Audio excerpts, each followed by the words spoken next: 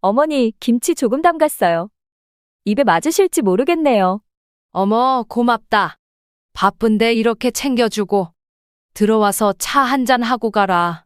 아니에요, 어머니. 지금 바로 가봐야 해서요. 이것만 전해드리려고 온 거예요. 그래도 얼굴 보니까 반갑네. 요즘 잘 지내지? 네, 뭐? 다들 바쁘게 살고 있어요. 이번엔 김치 좀 덜 맵게 했어요. 어머니 요즘 속이 예전 같지 않으실까 봐요. 아직은 소화도 잘 되는데, 하하. 고맙다. 그래도 조심하셔야죠. 연세가 있으시니까 조금만 탈나도 오래 가잖아요.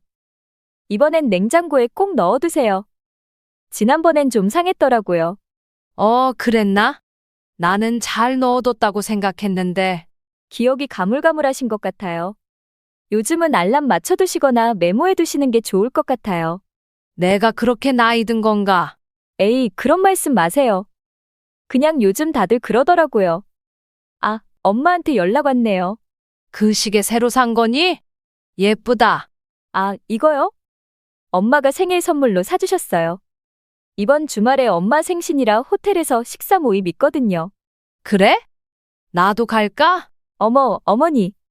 이번엔 엄마 친구들도 많이 오시고 젊은 사람들 위주라 좀 시끄러울 것 같아서요. 어머니는 그런 자리 불편해 하시잖아요. 난 괜찮은데. 그래도 무리하시면 안 돼요. 뷔페 음식도 너무 다양해서 어머니 입맛에 안 맞으실 수도 있고요. 다음엔 따로 모실게요. 그래, 알겠다. 아, 그리고 요즘 TV 소리 너무 크게 틀지 마세요. 지난번에 깜짝 놀랐어요.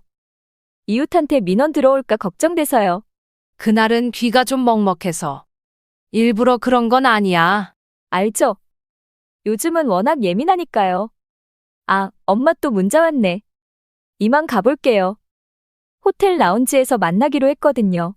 그래, 조심히 다녀와. 김치는 냉장고에 바로 넣어두시고요. 약도 알람 맞춰서 꼭 챙겨 드시고요. 요즘 혼자 계신 분들 상대로 이상한 전화도 많다던데 조심하세요. 그래, 알겠다. 다음에 또 뵐게요. 아, 다음 주는 엄마랑 스파 예약이 있어서 좀 어려울 수도 있어요. 다녀와. 괜찮아. 그럼요. 현관문 꼭 잠그시고요. 조심히 계세요. 이 장면 어떻게 들으셨나요? 겉으론 걱정처럼 보이지만 듣는 사람 입장에서는 꽤나 서운하고 무시당하는 느낌일 수도 있습니다. 부모님 입장에서는 여전히 스스로 잘 해내고 있다는 자부심이 있는데 그런 말들이 마치 이젠 당신은 안 된다는 식으로 들릴 수도 있거든요. 자식들은 걱정해서 한 말이라지만 방식 하나에 따라 이렇게까지 마음이 다르게 전달될 수 있다는 거 우리 모두 한 번쯤은 경험해보지 않았을까요? 가족 간의 대화는 사소한 말투 하나에도 감정이 흔들립니다. 그만큼 서로를 배려하는 태도 더 중요하겠죠. 혹시 여러분도 비슷한 상황 겪어보신 적 있으신가요? 댓글로 여러분의 경험과 생각을 나눠주세요. 그 작은 공감 하나가 누군가에겐 큰 위로가 될 수 있으니까요. 이런 이야기들 더 함께 나누고 싶다면 구독과 좋아요, 알림 설정까지 부탁드릴게요. 여러분의 공감과 참여가 이 채널을 더 따뜻하게 만듭니다. 안녕하세요. 저는 72세 서영자입니다. 50년이 넘는 시간을 교직에 몸담았던 내게 정년퇴임은 새로운 시작이었습니다. 남편이 세상을 떠나고 혼자 살게 된 지 벌써 5년. 처음엔 적응이 쉽지 않았지만 교사로 일하며 모은 퇴직금과 남편이 남긴 보험금 덕에 경제적 걱정은 없었습니다. 매일 아침 일어나면 창문을 활짝 열고 햇살을 맞이하는 게 내 일과의 시작이었습니다. 70대의 나이에도 운전면허를 유지하며 원할 때 어디든 갈 수 있는 자유가 좋았습니다. 어머니, 그 나이에 운전하시는 거 위험하지 않아요? 택시 타시면 되잖아요. 민우가 종종 걱정스러운 말투로 던지는 말이었지만 나는 웃으며 고개를 저었습니다. 내가 교통사고 한 번이라도 냈니? 40년 무사고야. 내 아버지보다 운전 잘한다고 칭찬받았는데. 사실 운전은 내게 단순한 이동 수단 이상의 의미였습니다. 그건 내가 아직 누군가에게 의존하지 않고 살아갈 수 있다는 증거였습니다. 내 삶의 작은 성취감이었달까. 매주 화요일이면 근처 도서관에서 열리는 독서 모임에 참석했고 목요일엔 오랜 교직 동료들과 차를 마시며 수다를 떨었습니다. 금요일 오후엔 요가 수업을 듣기 시작했는데 처음엔 뻣뻣한 몸이 잘 따라주지 않아 웃음거리가 되기도 했지만 이제는 제법 유연해졌습니다. 동네 슈퍼에 들러 장을 보고 가끔은 마음에 드는 꽃을 한 다발 사서 내 방에 두는 소소한 행복도 즐겼습니다. 집에 혼자 있는 저녁이면 가끔 외로움이 밀려오기도 했지만 그럴 때면 내가 가르쳤던 수많은 아이들의 얼굴을 떠올리며 미소 지었습니다. 그들 중 몇몇은 이제 훌쩍 자라 때때로 찾아와 안부를 물었습니다. 그런 날들은 특별히 더 행복했습니다. 하지만 그 평온했던 나의 일상이 어느 날 예상치 못한 전화 한 통으로 흔들리기 시작할 줄은 몰랐습니다. 아들과 며느리 정하는 한 달에 한두 번 정도 나를 찾아왔습니다. 명절이나 생일 같은 특별한 날 또는 뭔가 필요한 일이 있을 때였죠. 나는 그것조차도 감사했습니다. 자식들도 이제 각자의 삶이 있으니까요. 아들은 중소기업을 운영하는 사업가였고 정아는 인테리어 디자이너로 일하고 있었습니다. 두 사람 다 바쁘게 살았고 아이도 있었으니 이해할 수 있었습니다. 어느 휴일 오후 아들이 갑자기 혼자 찾아왔습니다. 보통은 정아와 손주도 함께 오는데 그날은 달랐습니다. 무언가 심각한 표정이었습니다. 어머니, 차 한잔하면서 이야기 좀 할까요? 테이블에 앉은 아들은 커피를 한 모금 마시고 입을 열었습니다. 사실 좀 어려운 부탁이 있어서요. 아들은 자신이 운영하는 회사가 새로운 계약을 따내 사업을 확장할 기회가 생겼다고 설명했습니다. 하지만 초기 투자금이 부족하다고 했습니다. 은행 대출은 이미 한도가 차 있고 다른 투자자들은 너무 높은 이자를 요구한다고 했습니다. 어머니, 5천만 원만 빌려주시면 1년 안에 이자까지 모두 갚을게요. 정말 좋은 기회라서 놓치기 싫어요. 나는 잠시 생각했습니다. 그 돈은 내가 노후를 위해 따로 모아둔 돈이었습니다. 하지만 아들이 절실하게 필요로 하는 모습에 마음이 흔들렸습니다. 게다가 아들은 지금까지 사업을 꾸준히 잘 운영해 왔습니다. 내 아들을 믿지 못할 이유가 없었습니다. 알았어. 내가 필요하다면 도와줄게. 계좌번호 알려줘. 아들의 얼굴에 안도의 미소가 번졌습니다. 그는 자리에서 일어나 내게 다가와 허리를 숙여 포옹했습니다. 오랜만에 느끼는 아들의 품은 어릴 적 그 모습 그대로였습니다. 정말 고마워요. 어머니가 아니었으면 정말 난처할 뻔했어요. 꼭 성공시켜서 보답할게요. 그렇게 나는 다음 날 바로 돈을 송금했습니다. 차용증 같은 것은 생각도 안 했습니다. 그건 남이 아닌 내 아들이었으니까요. 아들은 일주일 후 정아와 손주를 데리고 찾아와 맛있는 저녁을 대접했습니다. 모두 즐거운 시간을 보냈고 나는 아들의 사업이 잘 되기를 진심으로 바랐습니다. 하지만 그날 이후로 아들 부부의 방문 빈도가 점점 줄어드는 것을 느끼기 시작했습니다. 돈을 빌려주고 한 달쯤 지났을 때였습니다. 아들에게 10번째 전화를 걸었지만 이번에도 받지 않았습니다. 겨우 받은 한 번의 통화에서도 그는 바쁘다며 서둘러 끊었습니다. 어머니, 죄송한데 지금 거래처와 미팅 중이에요. 나중에 연락드릴게요. 그래, 바쁜 건 알지만 가끔은 어머니 생각도 해줬으면 좋겠구나. 네, 알겠어요. 주말에 꼭 찾아뵐게요. 그 약속은 지켜지지 않았습니다. 약속했던 주말 방문도 취소되었습니다. 첫 주말엔 갑자기 해외 바이어가 왔다. 고했고 다음 주말엔 민석이가 열이 났다. 고했습니다. 세 번째 주말에는 아예 연락도 없었습니다. 제가 먼저 전화했을 때 아들은 아, 맞다. 오늘이었죠? 정아 친정에 급한 일이 생겨서 지금 가는 길이에요. 다음에 꼭 찾아뵐게요. 라고 말했습니다. 또 정아 친정이니? 나도 아들 얼굴 한번 보고 싶은데. 어머니, 그게 아니라 정말 급한 일이라서요. 다음 주에는 꼭 가겠습니다. 한숨만 나왔습니다. 더는 무슨 말을 해야 할지 몰랐습니다. 그 다음은 한 달이 지나서야 찾아왔습니다. 어느 날 갑자기 정아가 집에 들렀습니다.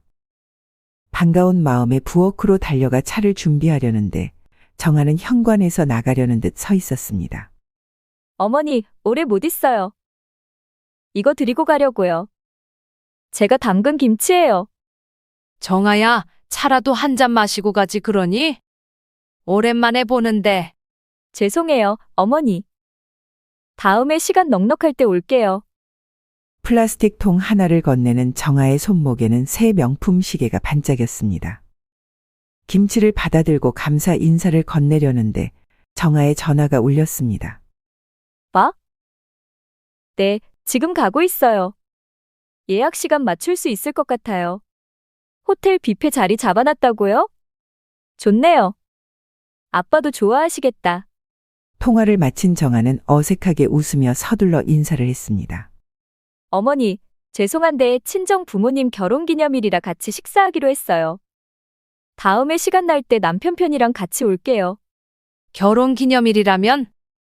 나도 같이 가서 축하해드리면 어떨까? 옷만 갈아입으면 돼. 정아의 표정이 굳었습니다. 아, 그게. 자리가 이미 예약되어 있어서. 다음에 따로 모시고 가겠습니다. 누구는 가고 싶었겠나요? 그냥 어떤 말이 나올지 궁금했는데 막상 답변을 들으니 서운했습니다. 문이 닫히고 저는 한참 동안 그 자리에 서 있었습니다. 손에 들린 김치통과 귓가에 맴도는 호텔 뷔페라는 단어 사이의 간극이 너무 컸습니다. 그날 저녁 혼자 식탁에 앉아 정아가 준 김치로 저녁을 먹으며 생각했습니다. 내가 너무 예민한 건가? 아들과 정아의 달라진 태도가 신경 쓰였지만 그날까지만 해도 제 마음 한편에는 바쁘니까 그럴 수도 있지라는 변명이 있었습니다. 그런데 그날 친구들 모임에서 들은 말 한마디가 그 마지막 위안마저 무너뜨렸습니다. 매주 화요일은 오랜 친구들과 만나는 날이었습니다. 30년 넘게 이어온 모임이라 서로의 속마음까지 훤히 알고 있는 사이였죠. 평소처럼 동네 카페에 모여 차를 마시며 수다를 떨고 있었습니다. 미영이가 갑자기 한숨을 쉬며 말했습니다. 내가 얼마 전에 뉴스에서 봤는데 요즘 자식들이 부모한테 돈 받아놓고 연락 끊는 일이 많다더라. 우리 옆집 박 할머니도 그랬다고 하더라고. 순간 다른 친구들의 이야기가 들리지 않았습니다. 귓가에 미영이의 말만 맴돌았습니다. 정수기가 내 표정이 굳은 것을 알아챘는지 물었습니다. 영자야, 괜찮아? 얼굴색이 안 좋네. 아니, 괜찮아. 그냥 좀 피곤해서 그래. 하지만 마음속은 피곤함과는 거리가 멀었습니다. 불안감이 점점 커지고 있었습니다. 미영이의 말이 계속해서 머릿속을 맴돌았습니다. 내가 정말 우리 아들을 의심하는 건가? 아니야, 그럴 리가 없어. 그 녀석이 어릴 때부터 얼마나 효자였는데. 하지만 머릿속 한켠에서는 의심의 목소리가 조금씩 커지고 있었습니다. 5천만 원을 빌려준 이후 뜸해진 연락, 취소되는 약속들, 정아의 이중적인 태도. 모든 것들이 서서히 퍼즐처럼 맞춰지는 듯했습니다. 모임이 끝나고 집으로 돌아오는 길, 가로등 불빛 아래 걸으며 복잡한 마음을 추스르려 했습니다. 아니야, 분명 이유가 있을 거야. 오늘 바로 물어봐야겠어. 집에 도착하자마자 아들에게 전화를 걸었습니다. 1번, 2번, 3번. 길게 이어지는 신호음 끝에 결국 전화는 받치지 않았습니다. 다시 한 번 더 시도했지만 결과는 같았습니다. 몇 분 후 문자 한 통이 도착했습니다. 어머니, 죄송합니다. 지금 중요한 회의 중이라 전화 받기 어렵습니다. 나중에 연락드리겠습니다. 저는 그 문자를 읽고 또 읽었습니다. 예전 같았으면 그냥 넘어갔을 상황이지만 이제는 마음 한구석이 불편했습니다. 시계를 보니 저녁 9시가 넘어가고 있었습니다. 이 시간에 무슨 회의를 하고 있다는 거지? 답장을 보냈습니다.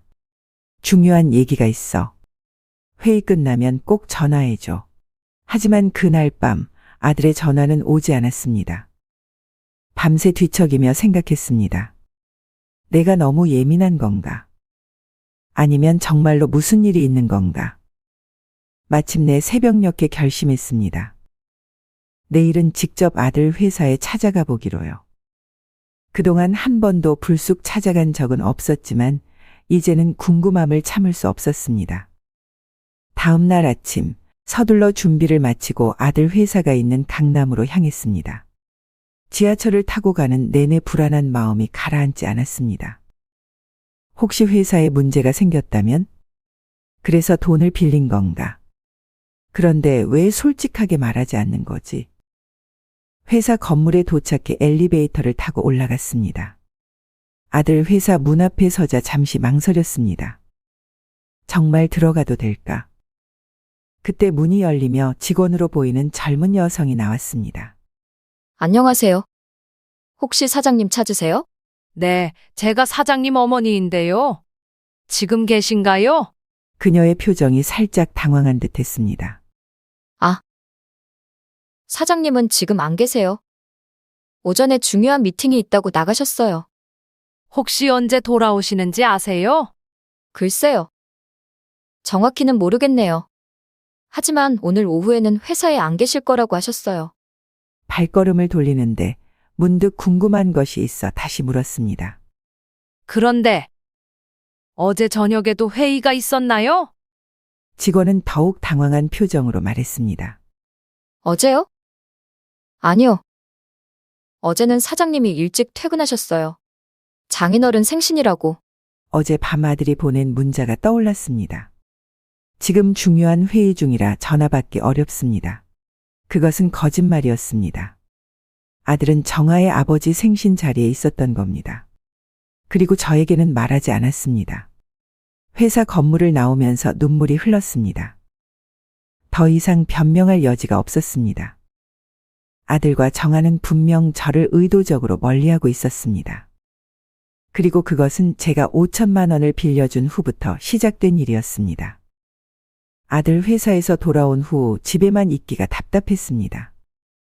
마음을 달래려고 근처 대형 쇼핑몰에 나갔습니다. 새 옷이라도 사면 기분이 나아질까 싶었죠.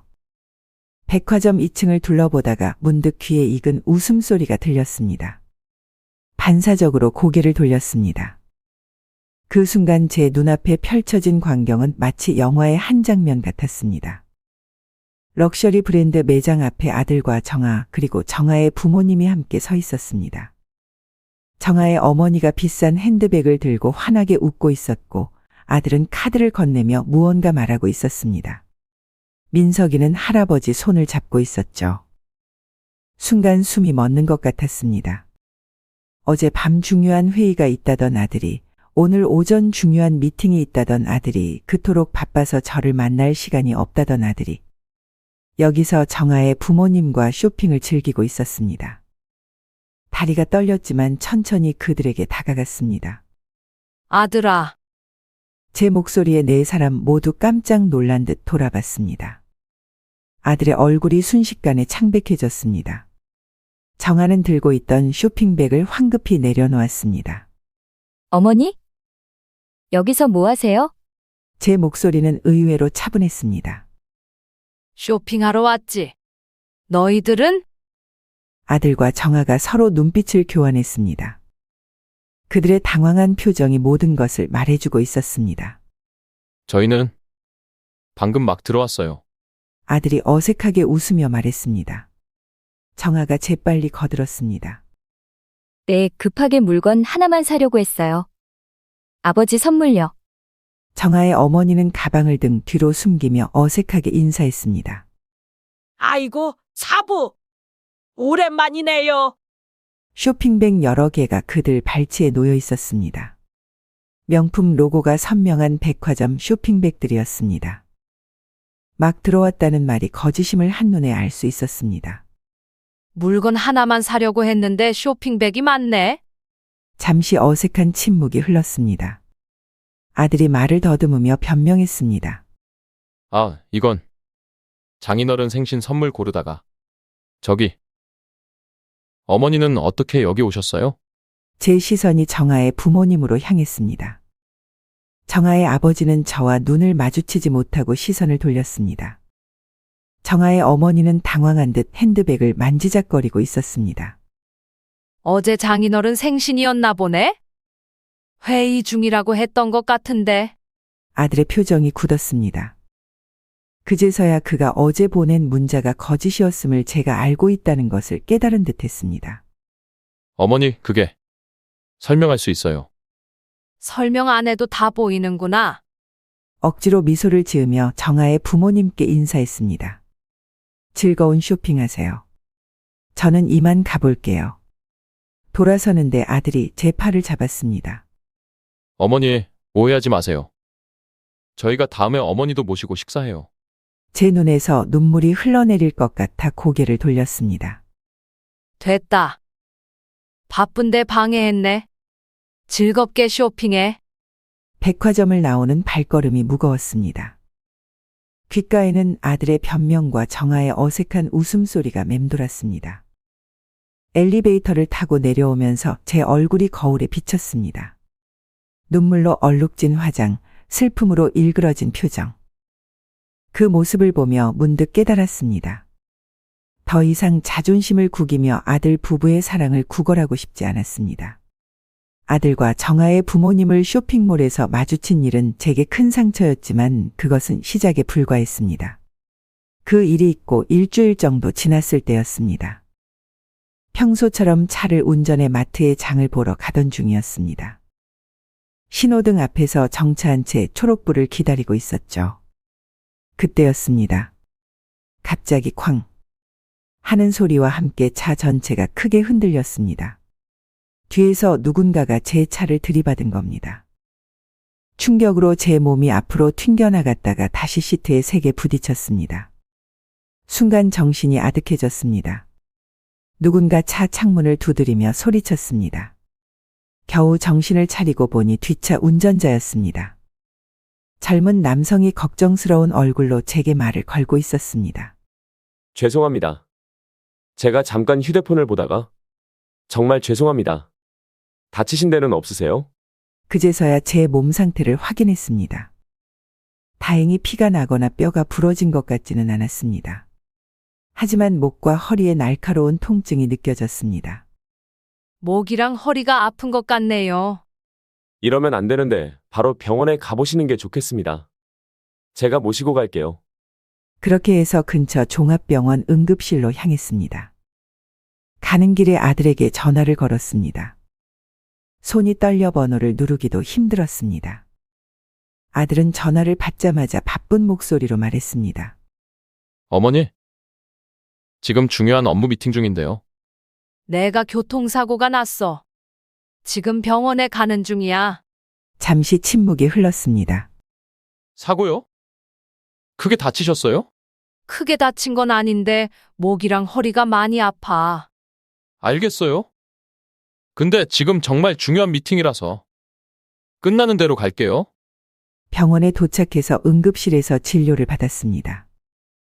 의사는 목 디스크와 허리 염좌 증상이 있다며 입원을 권했습니다.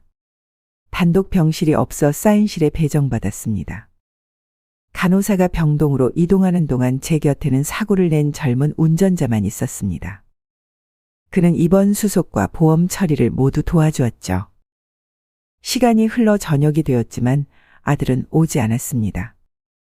다시 전화를 걸었지만 받지 않았습니다. 1시간 후에야 문자 한 통이 왔습니다. 어머니, 미팅이 생각보다 길어졌네요. 내일 아침 일찍 가겠습니다. 간호사가 순회를 돌다 제게 물었습니다. 보호자분이 안 오셨나요? 곧 올 거예요. 제 대답은 자신과 간호사를 향한 거짓말이었습니다.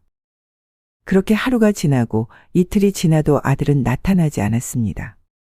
전화로 짧게 안부를 물을 뿐이었습니다. 셋째 날 우연히 TV를 보다가 놀라운 광경을 목격했습니다. 지역 뉴스에서 유명 골프장 자선 행사를 보도하고 있었는데 화면 속 군중 속에서 분명히 아들과 정아 그리고 정아의 부모님으로 보이는 사람들이 웃으며 서 있었습니다. 순간 숨이 멈춘 것 같았습니다. 뉴스 자막에는 어제 열린 자선 골프 대회 라고 적혀 있었습니다. 어제 바로 제가 사고를 당한 그날이었습니다. 아들은 중요한 업무 미팅? 을 핑계로 병원에 오지 않았지만 실제로는 정아의 부모님과 골프 대회에 참석하고 있었던 겁니다. 다음 날 아침 퇴원을 결정했습니다. 의사의 만류에도 불구하고 집으로 돌아가고 싶었습니다. 퇴원 후 곧바로 아들 집으로 향했습니다. 제가 병원에 있다는 걸 알면서도 오지 않은 이유를 직접 묻고 싶었습니다. 아들 아파트 현관에 도착해 익숙한 비밀번호를 눌렀지만 삐삐하는 거부음이 울렸습니다. 다시 한번 눌러보았지만 결과는 같았습니다. 비밀번호가 변경됐나? 벨을 눌렀습니다. 잠시 후 인터폰이 울렸습니다. 누구세요? 정아의 목소리였습니다. 정아야, 나야. 문 좀 열어줘. 잠시 침묵이 흐른 후 정아가 대답했습니다. 어머니? 지금 오신 거예요? 그래, 병원에서 퇴원했어. 문 좀 열어줘. 현관문이 열리고 정아가 나타났습니다. 그녀의 표정은 전혀 반갑지 않아 보였습니다. 어머니, 미리 연락 없이 오시면 곤란해요. 저희도 일정이 있고 해서. 마치 손님이 아닌 불청객을 대하는 듯한 말투였습니다. 하지만 저는 아랑곳하지 않고 안으로 들어갔습니다. 아들은 어디 있니? 남편은 지금 회사에 있어요. 중요한 미팅이 있다고. 그 순간 거실 쪽에서 남자 목소리가 들려왔습니다. 여보, 누구 왔어? 정아의 얼굴이 창백해졌습니다. 저는 바로 그쪽으로 걸어갔습니다. 거실 소파에는 아들이 편안하게 앉아 노트북을 보고 있었습니다. 저를 보자 그의 표정도 굳었습니다. 어머니, 언제 오셨어요? 방금. 내가 회사에 있다고 해서 의아했는데 역시 집에 있었구나. 침묵이 흘렀습니다. 아들은 변명할 말을 찾지 못하는 듯 했습니다. 왜 병원에 한 번도 오지 않았니? 아들이 눈을 피하며 대답했습니다. 정말 바빠서요. 회사의 중요한 프로젝트가. 정아 어머니가 감기 걸렸을 때는 시간이 있었는데 두 사람의 표정이 놀란 듯 변했습니다. 정아가 버럭 화를 냈습니다. 어머니, 어떻게 그걸? 누가 그런 소리를? 세상은 좁고 소문은 빠르단다. 내가 교통사고로 병원에 누워있는 동안 너희는 정아 부모님과 함께 골프를 치고 정아 어머니 감기에는 과일 바구니를 들고 달려가고. 아들이 말을 끊었습니다. 어머니, 그건 오해예요. 저희가 설명할게요. 설명할 필요 없다. 나는 이제 모든 걸 알았으니까. 내가 돈이 필요할 때는 너희를 믿고 5천만 원을 기꺼이 내줬는데 내가 정작 도움이 필요할 때는 거짓말로 피하고 현관 비밀번호까지 바꾸고. 목소리가 떨렸지만 저는 똑바로 서서 두 사람을 바라보았습니다. 아들은 제 눈을 피했고 정아는 불만스러운 표정으로 입술을 깨물고 있었습니다. 이제 난 돌아간다. 앞으로 어떻게 할지는 내가 결정할 테니 너희도 각오하고 있어. 집을 나서는 제 뒤로 아들이 쫓아왔습니다. 어머니, 오해하지 마세요. 정말로 바빠서. 더 이상 변명은 필요 없다. 이제 난 눈을 제대로 뜨게 됐으니까. 그날 이후로 저는 아들 부부를 바라보는 시선이 완전히 달라졌습니다. 더 이상 그들의 행동을 모성으로 포장하거나 이해하려 하지 않았습니다. 아들 집에서 돌아온 후 한동안 정신을 차릴 수 없었습니다. 내가 아들을 어떻게 키웠기에 이렇게 변했을까 자책하기도 했습니다. 그래도 병원비 문제는 해결해야 했습니다.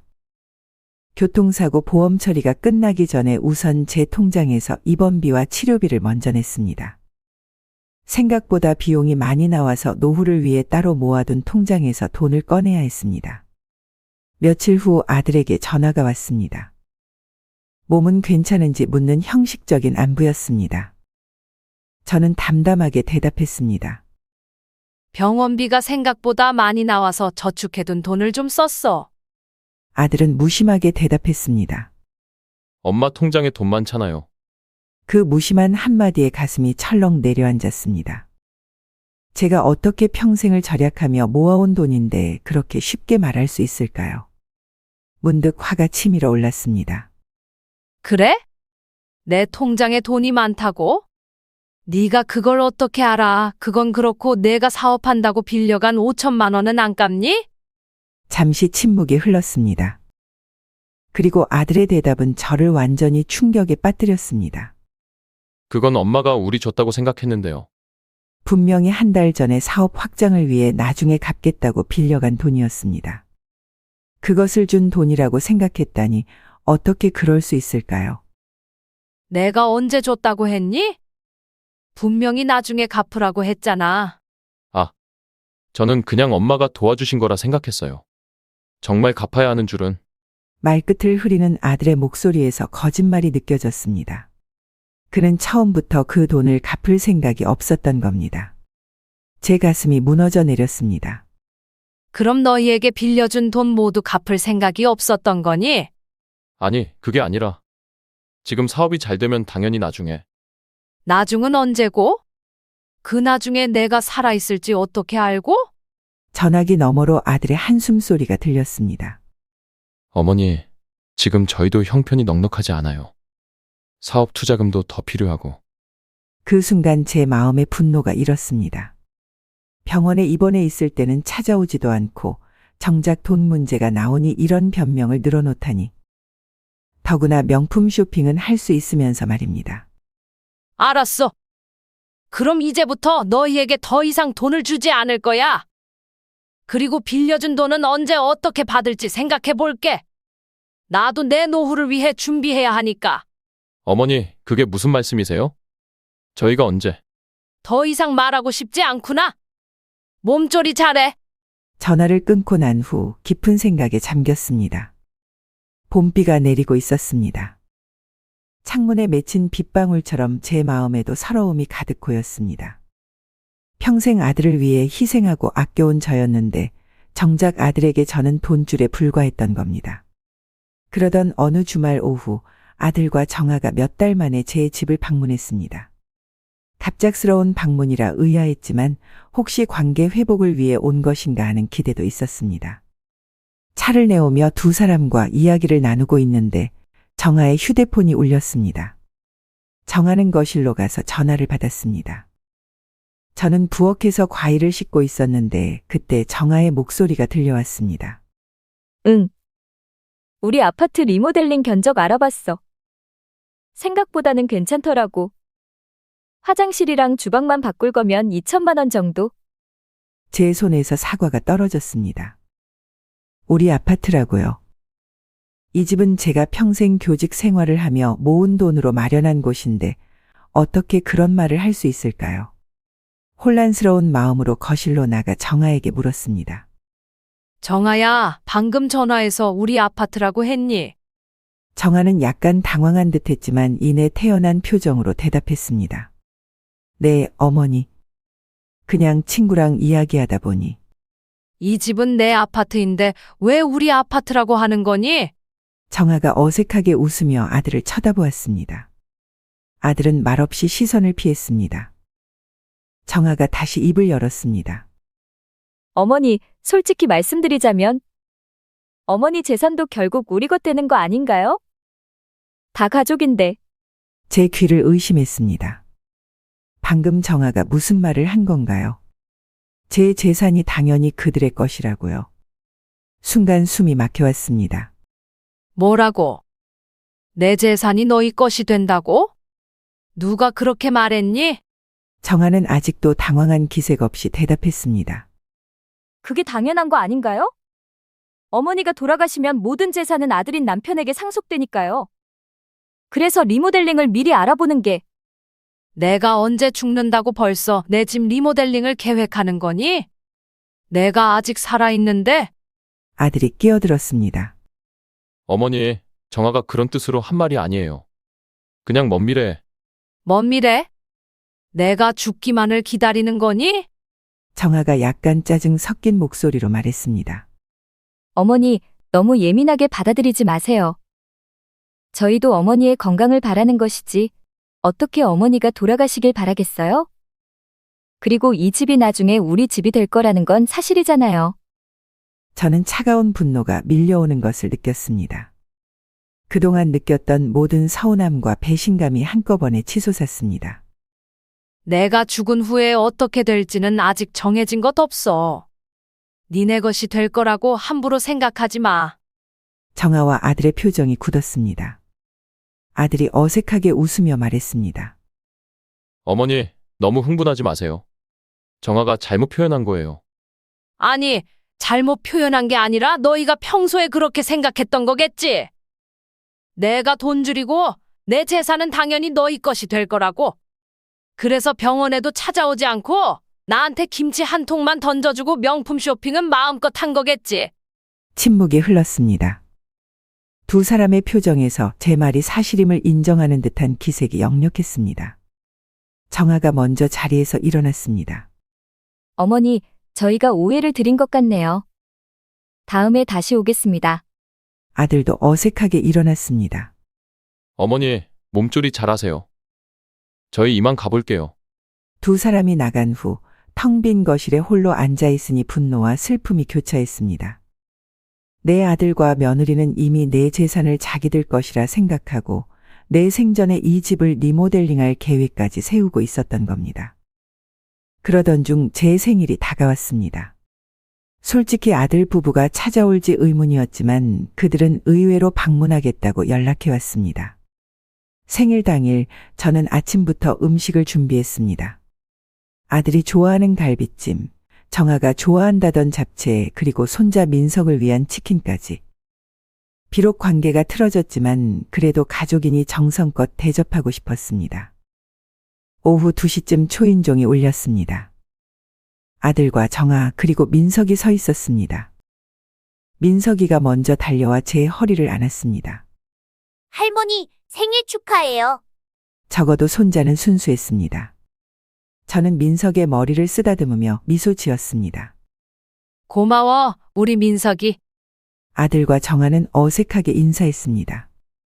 그들의 손에는 아무것도 들려있지 않았습니다. 선물은커녕 작은 케이크도 없었습니다. 저는 마음을 다잡고 그들을 거실로 안내했습니다.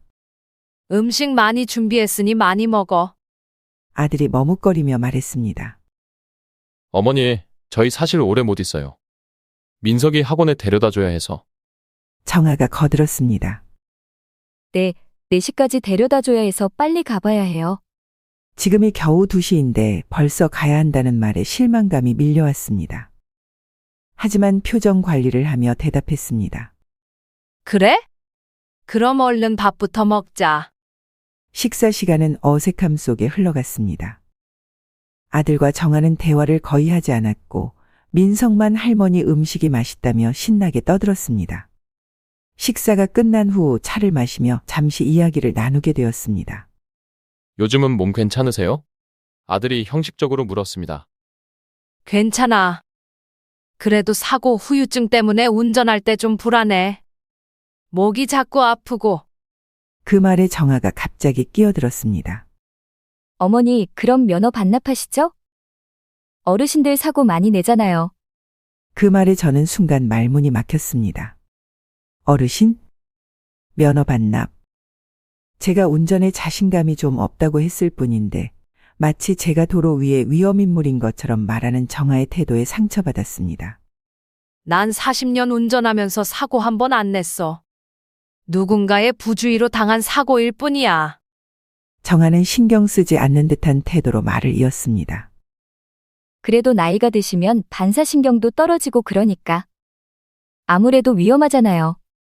아들은 그저 눈치만 보며 아무 말도 하지 않았습니다. 저는 깊은 한숨을 내쉬었습니다. 얼마 후 그들은 서둘러 자리를 떴습니다. 생일 선물도 케이크도 없이 겨우 1시간 머물다 간 가족들.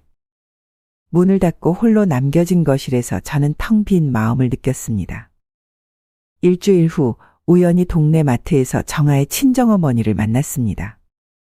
그녀는 제가 있는 줄 모르고 친구와 통화하고 있었습니다. 그래, 우리 정아가 그러더라고. 내가 운전하는 거 걱정된다고 해서 그만두려고 했더니 우리 정아가 우리 엄마는 아직 젊으시니까 운전 계속 하셔도 돼요 그러더라니까. 얼마나 기특해. 같은 며느리가 자신의 어머니에게는 아직 젊으시니 운전해도 된다. 고 하면서 저에게는 어르신들은 사고 많이 낸다. 며 면허 반납을 종용한 겁니다. 이중적인 태도가 이보다 더 명확할 수 있을까요?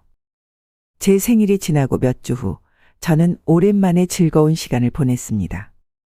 옛 제자의 결혼식에 참석했는데 그곳에서 30년 전 같은 학교에서 근무했던 동료 선생님 수경을 만났습니다. 서로 반갑게 인사를 나누고 많은 이야기를 했습니다. 그동안 연락이 끊겼던 터라 식사 약속을 잡기로 했습니다. 영자 선생님, 다음 주에 시간 어떠세요? 차라도 한 잔 마시면서 더 이야기해요. 좋아요. 우리 집으로 놀러 오세요. 내가 직접 차 대접할게요. 약속한 날 저는 아침부터 집 청소를 하고 간식을 준비했습니다. 좋아하던 호두파이를 직접 만들었고 고급 차도 꺼내 놓았습니다. 오후 2시 초인종이 울렸습니다. 반갑게 맞이했습니다. 어머, 영자야. 집이 참 따뜻하고 좋구나. 아직도 그때 그 취향 그대로네. 제 거실을 둘러보며 웃었습니다. 오래된 앤틱 가구들과 제가 모은 도자기 컬렉션 그리고 벽에 걸린 크로스 스티치 작품들은 모두 제가 오랫동안 아끼던 것들이었습니다. 그래, 난 옛날 물건들이 좋아. 요즘 유행하는 미니멀한 스타일보다는 이런 게 더 내 마음에 들어. 우리는 거실 소파에 앉아 차를 마시며 즐겁게 수다를 떨었습니다. 학창 시절 가르쳤던 학생들 이야기, 은퇴 후의 생활, 그리고 각자의 가족 이야기까지. 시간 가는 줄 모르고 이야기하던 중 갑자기 현관벨이 울렸습니다. 누구지? 오늘 약속 없는데. 문을 열어보니 정아가 서 있었습니다. 그녀의 손에는 작은 쇼핑백이 들려 있었습니다. 어머니, 근처 들렀다가 들렀어요. 정아는 거실에 앉아있는 수경을 보고 약간 놀란 듯 했습니다. 아, 손님 계셨네요. 죄송해요. 방해했나 봐요. 들어와. 옛날 동료 선생님이야. 수경 선생님, 이쪽은 제 며느리 정아예요. 수경과 정아가 인사를 나눈 후 저는 정아에게도 차를 따라주었습니다. 그러나 정아는 불편한 기색이 역력했습니다. 잠시 후 수경이 시계를 보며 일어났습니다. 영자야, 나 슬슬 가봐야겠어. 다른 약속도 있고. 오늘 정말 즐거웠어. 다음에 또 만나자. 자리를 뜨자마자 정아의 표정이 달라졌습니다. 그녀는 거실을 둘러보며 코를 찡그렸습니다. 어머니, 이 인테리어 언제 바꾸실 거예요? 요즘 스타일이랑 너무 안 어울려요. 손님들 오면 민망해요. 제 귀를 의심했습니다. 방금 전까지 손님이었던 수경은 제 집을 보고 따뜻하고 좋다고 했는데 정아는 민망하다니요. 무슨 소리야? 선생님은 우리 집이 따뜻하고 좋다고 했는데. 정아는 한숨을 쉬었습니다. 그분은 어머니 또래시니까 그렇게 말씀하시겠죠. 하지만 요즘 젊은 사람들은 이런 구식 스타일 별로 안 좋아해요. 이 오래된 가구들도 다 바꾸고 벽지도 바꾸고. 정아야, 내 집은 내가 원하는 대로 꾸밀 거야. 난 이 가구들이 좋고 이 스타일이 편해. 그러자 정아의 대답은 저를 더욱 놀라게 했습니다. 그래도 결국 우리가 살게 될 집인데요. 미리 조금씩 바꿔놓으면 나중에 편하잖아요. 순간 가슴속에서 분노가 치솟았습니다. 제가 살아있는데 이미 제 집을 자기들 것으로 생각하고 있다니요. 그것도 제 앞에서 당당하게 말하다니. 정아야, 내가 언제 죽을지는 아무도 몰라. 그리고 이 집이 반드시 너희 집이 될 거라는 보장도 없어. 내가 어떻게 할지는 아직 결정하지 않았으니까. 정아의 표정이 굳었습니다. 어머니, 무슨 말씀이세요? 당연히 아들인 남편이 상속받는 거 아닌가요? 꼭 그렇지만은 않아. 내 재산은 내가 원하는 대로 할 수 있어. 자선단체에 기부할 수도 있고 다른 친척에게 줄 수도 있지. 정아의 얼굴이 창백해졌습니다. 그녀는 황급히 자리에서 일어났습니다. 어머니, 제가 오늘은 이만 가봐야 할 것 같아요. 회사에서 급한 연락이 왔네요. 정아가 급하게 나간 후 저는 거실 소파에 앉아 깊은 생각에 잠겼습니다. 정아의 말은 단순한 실수가 아니었습니다. 그렇게 생각하고 지내던 중 손자 민석이에게서 전화가 왔습니다. 할머니, 이번 주 금요일에 학교에서 가족 참여의 날 행사가 있어요. 할머니도 꼭 와주세요. 제가 발표도 해요. 민석의 순수한 부탁에 저는 기쁘게 수락했습니다. 아들 부부와의 관계가 틀어졌어도 손자와의 관계만큼은 지키고 싶었습니다. 그래, 민석아. 할머니가 꼭 갈게. 발표 잘 준비하고 있어. 금요일 오후 저는 민석을 위해 특별히 단장하고 학교로 향했습니다. 행사장인 강당에 도착하자 이미 많은 학부모들이 자리를 잡고 있었습니다. 민석이를 찾아 두리번거리던 중 제 뒤에서 목소리가 들렸습니다. 어머니, 여기요. 뒤돌아보니 정아가 서 있었고 그 옆에는 정아의 부모님도 함께 있었습니다. 예상치 못한 상황에 잠시 당황했지만 빠르게 마음을 추스렸습니다. 안녕하세요. 정아의 부모님께 인사했습니다. 정아의 어머니가 형식적으로 미소 지으며 대답했습니다. 안녕하세요. 오랜만이네요. 우리는 나란히 앉아 행사를 지켜보았습니다. 민석이의 발표 차례가 왔을 때 저는 가슴이 뭉클했습니다. 손자는 내가 존경하는 가족이라는 주제로 발표했는데 그 내용에는 할머니인 저에 대한 이야기도 포함되어 있었습니다. 제 할머니는 오랫동안 선생님을 하셨어요.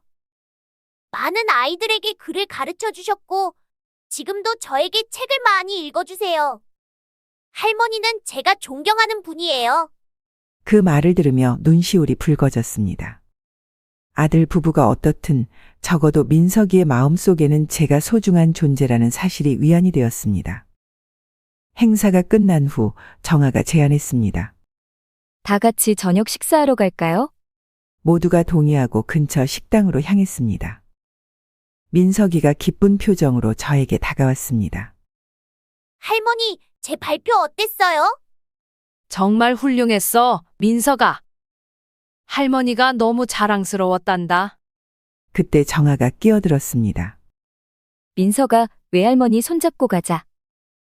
외할머니가 길 모르실 테니까. 민석이는 순순히 정아의 어머니 손을 잡았고 그들은 앞서 걸어갔습니다. 저는 아무 말 없이 뒤에서 조용히 따라갔습니다. 제 마음은 무거웠지만 민석이의 나를 망치고 싶지 않았습니다. 식당에 도착했을 때 정아는 이미 자리 배치를 마친 듯 했습니다. 그녀의 부모님은 민석이 양옆에, 정아와 아들은 그 맞은편에 자리를 잡았습니다. 저를 위한 자리는 그 테이블에 없었습니다. 어머니, 죄송한데 자리가 좀 좁네요. 저기 옆 테이블에 앉으시겠어요? 음식 주문할 때 같이 할게요. 같이 밥 먹으러 왔는데 다른 테이블에 따로 앉아야 한다니 이보다 더한 무시가 있을까요? 하지만 문제를 일으키고 싶지 않았습니다. 그래, 괜찮아. 저는 옆 테이블로 자리를 옮겼습니다. 그곳에서 혼자 앉아 그들의 모습을 지켜보았습니다. 정아의 부모님은 민석이와 즐겁게 대화를 나누고 아들과 정아는 웃으며 이야기했습니다. 그들 사이에는 끈끈한 가족애가 느껴졌습니다. 하지만 그 원안에 저는 없었습니다. 식사가 시작되고 정아는 형식적으로 저에게 음식을 주문해 주었습니다. 하지만 그 후로는 아무도 저에게 말을 걸지 않았습니다. 식사가 끝나고 계산할 때 아들이 정아 부모님의 몫까지 지불했습니다. 하지만 저에게는 어머니 것은 제가 낼게요. 라는 말 한마디 없이 제 몫만 따로 계산서를 받아 제게 건넸습니다. 어머니, 이거 계산서요. 그날 밤 집으로 돌아와 저는 오랫동안 창밖의 비를 바라보았습니다. 눈물이 흘렀지만 그것은 슬픔의 눈물이 아니라 결심의 눈물이었습니다. 더 이상 이런 대우를 받고 있을 수 없었습니다. 손자 민석의 학교 행사 이후 저는 더 이상 참을 수 없었습니다. 아들과 확실히 이야기를 나눌 필요가 있다고 생각했습니다. 아들에게 전화를 걸어 주말에 집으로 오라고 했습니다. 주말에 시간 있니? 너랑 할 이야기가 있어서. 아들은 잠시 망설이더니 대답했습니다. 네, 토요일 오후에 갈게요. 토요일 오후, 저는 아들이 좋아하는 음식들을 준비했습니다. 어떤 결과가 나오든 마지막 대화라는 생각이 들었기 때문입니다. 정확히 3시 초인종이 울렸고 아들이 들어왔습니다. 다행히 정아는 오지 않았습니다. 어머니, 무슨 일로 부르셨어요? 앉아봐. 차 한잔하면서 이야기하자. 저는 차를 따르며 이야기를 시작했습니다. 내가 요즘 어떻게 지내는지 궁금해서. 회사는 잘 돼가니? 네, 그럭저럭요. 요즘 경기가 안 좋아서 조금 힘들긴 하지만 그래. 힘들겠구나. 대화는 어색하게 이어졌습니다. 날씨 이야기, 민석이 학교 이야기 등 피상적인 주제로 시간이 흘렀습니다. 그러다 아들이 갑자기 말했습니다. 어머니, 혹시 집 한 채 더 살 생각 없으세요? 요즘 부동산이 오르고 있어서 좋은 투자가 될 것 같은데요. 부동산? 내가 왜 집을 또 사? 이 집으로 충분한데. 아니, 그게 요즘 좋은 오피스텔이 나왔더라고요. 어머니 명의로 사서 임대를 놓으면 노후에 도움이 될 것 같아서요. 그의 말에 의심이 들었습니다. 갑자기 왜 부동산 투자 이야기를 꺼내는 걸까요? 하지만 일단 대화를 계속 이어갔습니다. 그런 걱정은 안 해도 돼. 나는 지금 이 집으로 충분해. 그보다 너희 가족은 어떻게 지내? 정아랑 민석이는? 다들 잘 지내요. 민석이 학교 행사 때 와주셔서 감사해요. 그 말에 식당에서 있었던 일이 떠올랐지만 굳이 언급하지 않았습니다. 대화는 계속되었고 아들은 몇 번이고 제 재산과 관련된 질문을 슬쩍슬쩍 던졌습니다. 은행 예금은 어디에 하는지, 보험은 들었는지 등.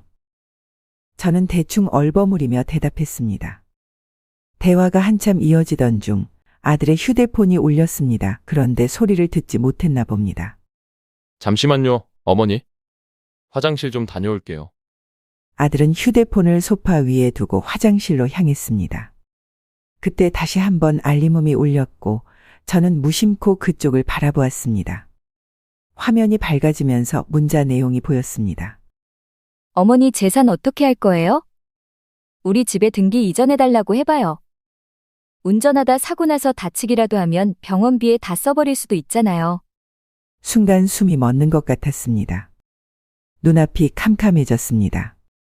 아들과 정아가 저를 불러 이야기를 나눈 것이 아니라 제 재산을 노리고 있었던 겁니다. 심지어 제가 사고로 다치기라도 하면 병원비에 돈을 쓸까봐 걱정하고 있었습니다. 그들에게 저는 인간이 아닌 그저 재산일 뿐이었습니다. 손이 떨렸습니다. 가슴이 터질 것 같았습니다. 그동안 아들을 위해 모든 것을 희생했던 시간들, 그를 키우기 위해 흘린 땀과 눈물, 그 모든 것이 헛된 것처럼 느껴졌습니다. 화장실에서 물 내리는 소리가 들렸고 저는 재빨리 자리로 돌아왔습니다. 아들이 나왔을 때 저는 최대한 침착함을 유지하려 했습니다. 어머니, 제가 오늘 좀 바빠서 이만 일어나 봐야 할 것 같아요. 그래, 가봐. 제 목소리는 차갑게 변해 있었습니다. 아들은 잠시 의아한 표정을 지었지만 더 이상 말하지 않고 자리에서 일어났습니다. 다음에 또 올게요. 아들이 떠난 후 저는 한동안 그 자리에 멍하니 앉아 있었습니다. 눈물이 흘렀지만 닦지 않았습니다. 이제는 울 필요도 없었습니다. 모든 것이 명확해졌으니까요. 아들의 휴대폰 메시지를 본 그날 밤, 저는 오랜 친구이자 변호사인 미영의 사무실을 찾았습니다. 비가 내리는 저녁이었지만 더 이상 미룰 수 없었습니다. 미영은 제가 갑작스럽게 찾아간 것에 놀랐지만 늦은 시간임에도 반갑게 맞아주었습니다. 영자야, 무슨 일이야? 이렇게 갑자기. 저는 참았던 감정이 터져나왔습니다. 아들과 정아가 저를 대하는 태도, 병원에 찾아오지 않은 일, 손자 민석 학교 행사에서 따돌림 당한 일, 그리고 오늘 우연히 보게 된 문자 메시지까지. 모든 것을 털어놓았습니다. 그런 일이 있었구나. 미영은 제 이야기를 다 듣고 깊은 한숨을 내쉬었습니다. 요즘 이런 일들이 생각보다 많아. 자식들이 부모의 재산만 바라보고 부양은 하지 않는 경우 말이야. 내가 어떻게 해야 할지 모르겠어, 미영아. 내 인생을 되찾고 싶어. 미영은 심각한 표정으로 물었습니다. 먼저 확인할 게 있어. 아들에게 빌려준 돈에 대한 차용증이 있니? 저는 고개를 저었습니다. 없어. 그때는 그냥 아들이니까 믿고 빌려줬지. 차용증 같은 걸 받아야 한다고 생각도 못했어. 그럼 계좌 이체 내역이라도 있니? 송금할 때 메모에 대여금 같은 내용을 남겼니? 계좌 이체는 했지만 특별한 메모는 없었어. 그냥 송금했을 뿐이야. 미영은 잠시 생각에 잠겼다가 말했습니다. 차용증이 없으면 법적으로 돈을 돌려받기가 쉽지 않을 수 있어. 하지만 포기할 필요는 없어. 이제부터라도 모든 것을 문서화하는 게 중요해. 그녀는 서류철을 꺼내 메모를 하기 시작했습니다. 네가 할 수 있는 법적 조치들이 있어. 우선 재산 보호가 가장 중요해. 아들 부부가 내 재산을 마음대로 할 수 없게 해야 해. 어떻게 하면 되지? 첫째, 유언장을 작성하는 거야. 네가 원하는 대로 재산을 분배할 수 있어. 꼭 아들에게 다 줄 필요 없어. 자선단체나 신탁에 기부할 수도 있고. 미영은 차분하게 계속 설명했습니다. 둘째, 생전 증여를 고려해 볼 수 있어. 장학재단을 설립하거나 의미 있는 단체에 기부하는 거지. 셋째, 아들에게 빌려준 돈은 내용 증명을 보내 갚으라고 요구할 수 있어. 비록 차용증은 없지만 시도해 볼 가치는 있어. 저는 미영의 말을 하나하나 새기며 들었습니다. 그녀의 전문적인 조언이 제게 희망을 주었습니다. 그리고 가장 중요한 건 영자야. 미영이 제 손을 꼭 잡으며 말했습니다. 아무리 자식이라도 당신 재산을 마음대로 할 수 없어. 네 결정할 권리가 있어. 그 말에 제 눈에 눈물이 고였습니다. 오랜 시간 동안 저는 내 아들을 위해서라는 이유로 제 권리를 포기해왔습니다. 하지만 이제는 제 인생의 주인공이 되어야 할 때였습니다. 고마워, 미영아. 용기를 얻었어. 내일부터 필요한 서류들을 준비하자. 유언장 작성, 재산 관리 계획, 아들에게 보낼 내용 증명. 모든 걸 도와줄게. 사무실을 나오며 하늘을 올려다보니 비가 그치고 별이 보이기 시작했습니다. 마치 제 인생에도 어두운 구름이 걷히고 새로운 빛이 비치기 시작한 것 같았습니다. 변호사 미영과의 상담 다음 날, 저는 오랫동안 이어온 목요일 친구 모임에 참석했습니다. 그 모임은 30년 넘게 함께해온 초등학교 교사 출신 친구들의 모임이었습니다. 평소라면 일상적인 대화와 웃음으로 가득했겠지만 이날은 제 마음이 무거웠습니다. 동네 카페에 도착하자 친구들이 반갑게 맞아주었습니다. 진숙, 미영, 정숙, 영희.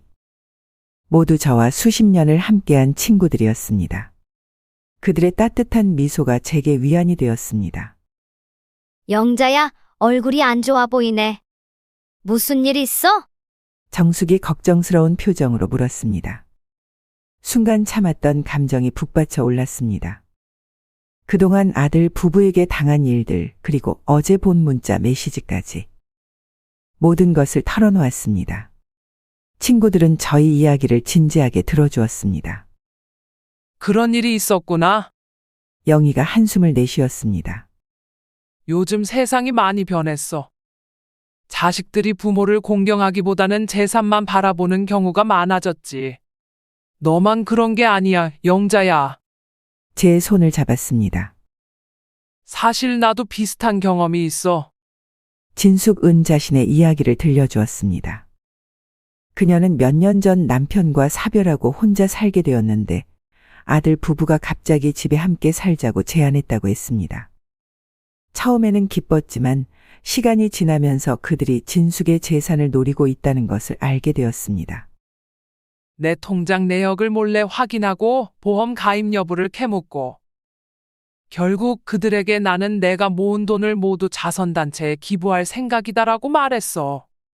그랬더니 어떻게 됐어? 저는 궁금해서 물었습니다. 진숙이 웃었습니다. 믿기지 않겠지만 자식들이 180도 태도를 바꿨어. 갑자기 효도를 하기 시작하더라니까. 정기적으로 연락하고 생일에 선물도 주고 병원에도 데려다 주고. 내가 돈을 줄 것 같으니까 그러는 거겠지만 적어도 표면적으로라도 공경하는 척이라도 하니 그나마 낫더라고. 정숙도 자신의 경험을 나눴습니다. 나도 비슷한 경험이 있어.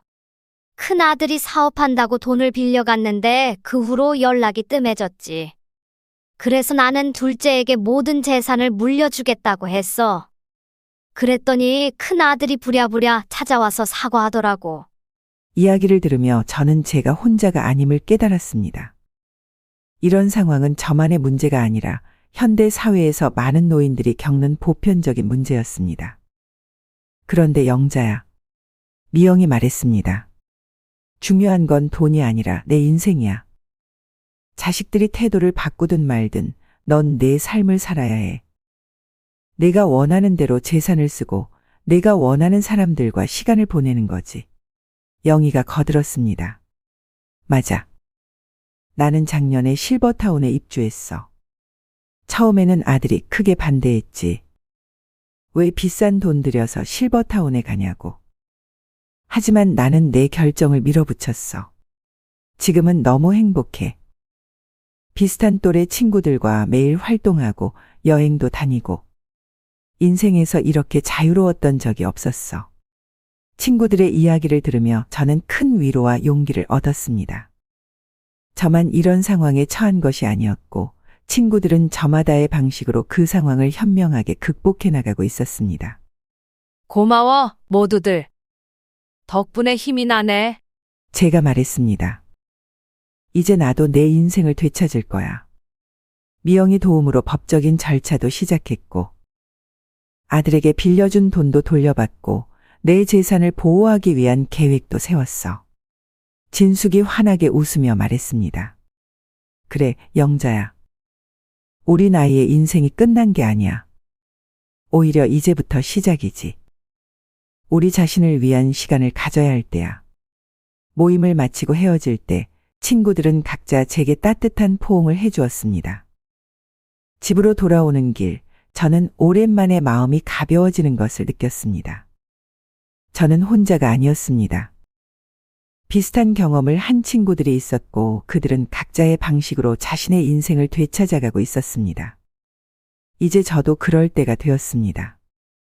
친구들과의 모임 후 저는 마음을 단단히 먹고 아들에게 전화를 걸었습니다. 변호사 미영의 조언대로 이제는 모든 것을 문서화해야 했습니다. 심호흡을 하고 전화를 걸었습니다. 여보세요. 아들의 목소리가 들렸습니다. 나야, 엄마. 제 목소리는 평소보다 단단했습니다. 어머니, 무슨 일이세요? 우리 만나서 이야기할 일이 있어. 내일 시간 있니? 아들은 잠시 망설이더니 대답했습니다. 내일은 좀 바쁜데. 뭔데요? 내가 빌려간 돈에 대한 차용증을 작성하려고. 정식으로 서류를 만들자. 전화기 너머로 침묵이 흘렀습니다. 아들이 놀란 것 같았습니다. 차용증이요? 왜 갑자기 그러세요? 저를 못 믿으세요? 그의 반응은 예상했던 그대로였습니다. 빌린 돈을 갚을 생각이 없는 사람의 전형적인 반응이었습니다. 이건 믿음의 문제가 아니야. 비즈니스야. 내가 결혼할 때 빌려간 5천만 원과 얼마 전에 사업한다고 빌려간 5천만 원 모두 공식적인 서류가 필요해. 어머니, 저희가 얼마나 바쁜데 그런 걸로. 제가 말을 끊었습니다. 내 아내가 내 아파트를 우리 아파트라고 부르는 걸 들었어. 앞으로는 이런 문제 생기지 않게 서류로 정리하자. 전화기 너머로 아들의 숨소리가 거칠어졌습니다. 그는 제가 정아의 말을 들었다는 사실에 당황한 듯했습니다. 그게 언제? 언제인지는 중요하지 않아. 중요한 건 내 재산에 대한 오해가 있었다는 거지. 내가 살아있는 동안 내 재산은 내 것이야. 그리고 내가 빌린 돈은 빌린 거지 받은 게 아니야. 어머니, 정아가 실수로 그렇게 말한 거예요. 그런 의도는 아니었을 거예요. 그래? 그럼 더욱 서류로 정리해야겠네. 오해가 없도록. 아들이 한숨을 내쉬었습니다. 정말 그렇게까지 해야 돼요? 저희는 가족인데. 제 목소리는 더욱 단호해졌습니다. 그래, 우리는 가족이야. 하지만 가족이라고 해서 법적 책임이 사라지는 건 아니지. 내일 오후 2시에 변호사 사무실로 와. 주소는 문자로 보낼게. 변호사요? 어머니, 너무하시는 거 아니에요? 너무한 건 너희야. 내가 병원에 누워있을 때 찾아오지도 않고 민석이 학교 행사에서 나를 따돌리고 내 아파트를 우리 아파트라고 부르는 게 이제 그만 끝내고 싶어. 모든 걸 명확하게.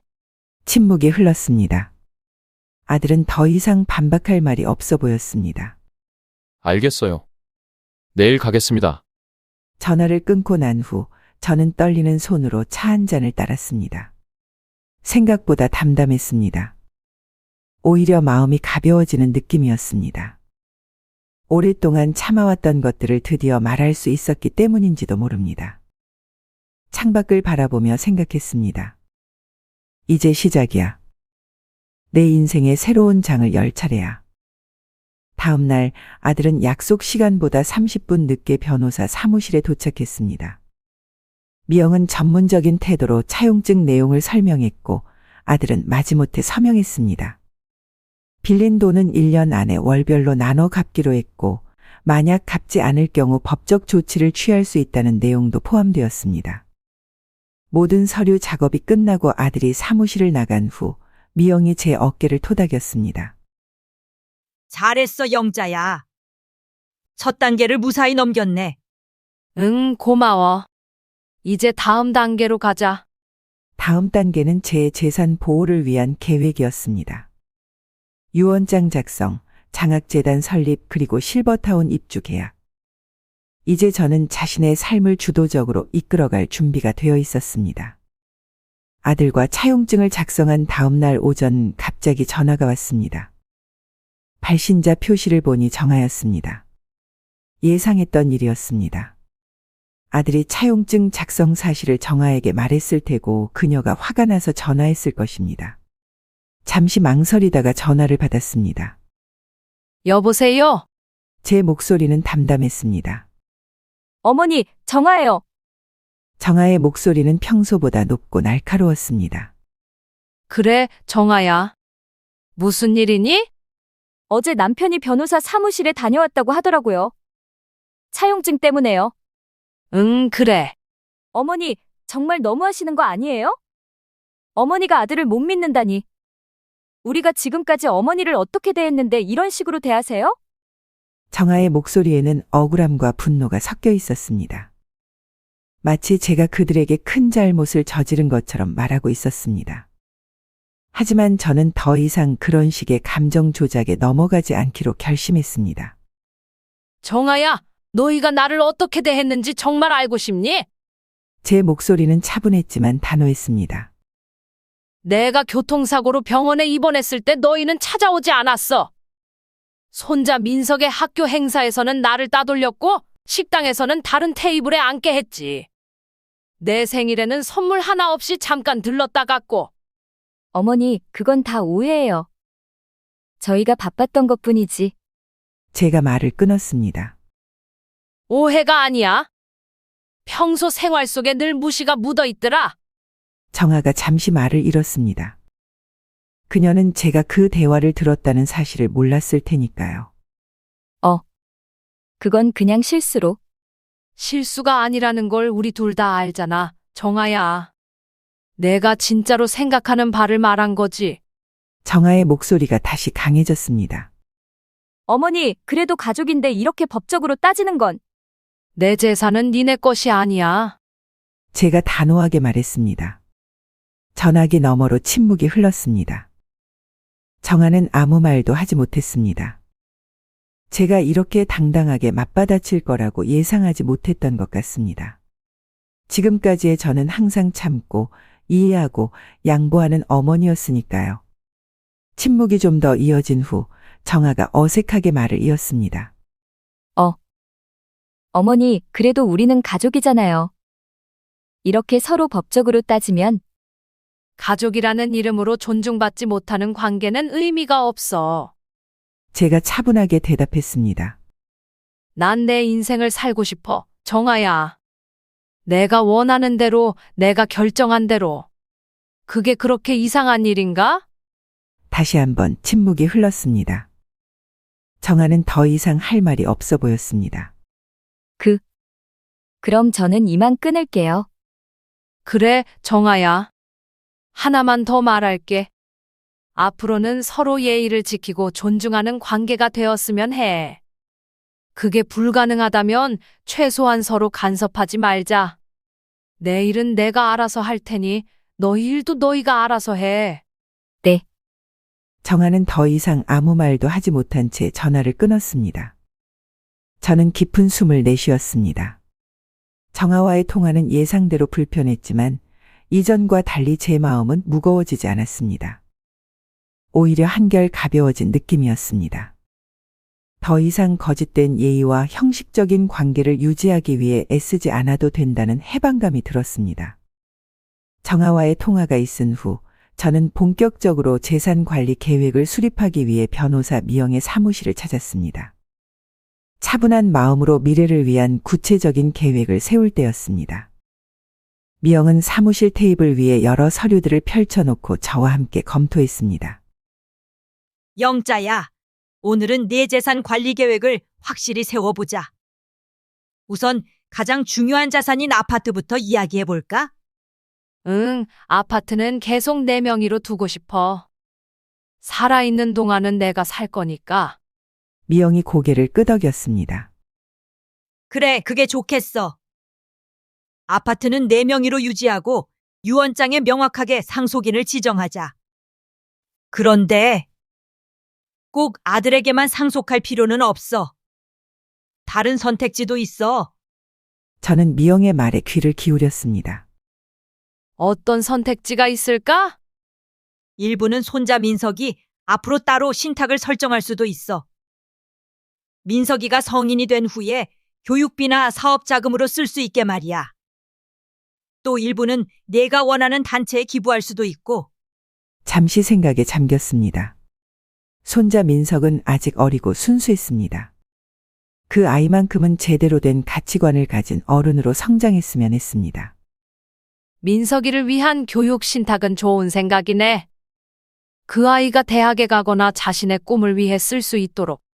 이야기가 계속 이어졌습니다. 아들에게 빌려준 돈에 대해서는 이미 차용증을 작성했으니 정해진 일정에 따라 갚지 않으면 법적 조치를 취하기로 했습니다.